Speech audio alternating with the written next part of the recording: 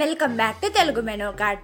ఈరోజు మనం మన కిచెన్లో రాయలసీమలో బాగా ఫేమస్ అయిన రాయలసీమ స్టైల్ గోంగూర చికెన్ కర్రీ తయారు చేసుకోబోతున్నాం. మీరు రెగ్యులర్గా చికెన్ కర్రీ తినేవారైతే మీకు అదిరిపోయే టేస్ట్లో గోంగూర చికెన్ కర్రీ తినాలనుకుంటే ఈ వీడియోను ఎక్కడా స్కిప్ చేయకుండా పూర్తిగా చూడండి.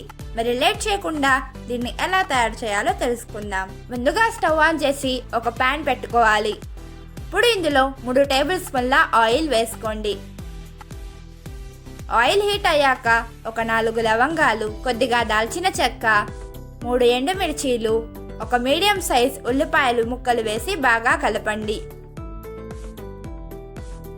ఇప్పుడు ఇందులో 3 పచ్చిమిర్చి, 3 మీడియం సైజ్ టమాటా ముక్కలు వేసి బాగా ఫ్రై చేయండి.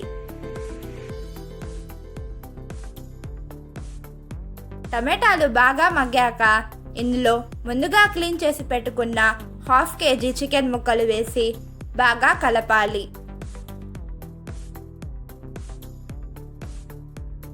ఇప్పుడు దీంట్లో రుచికి తగినంత సాల్ట్, 1/2 టీ స్పూన్ పసుపు, 1/2 టీ స్పూన్ ధనియాల పొడి, 1.5 స్పూన్ కారం వేసి బాగా కలపండి.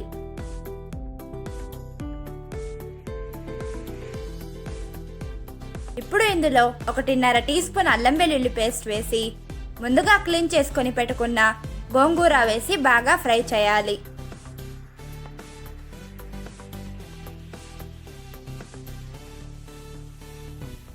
తర్వాత 1/2 కప్పు కొబ్బరి పేస్ట్,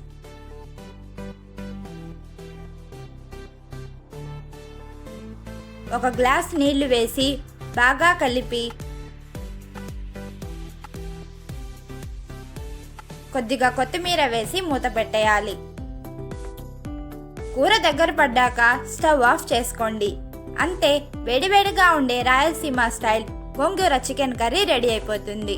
మీకు కనుక ఈ వీడియో నచ్చినట్లయితే లైక్ చేయండి, షేర్ చేయండి. మరిన్ని వీడియోల కోసం మా ఛానల్ని సబ్స్క్రైబ్ చేయండి.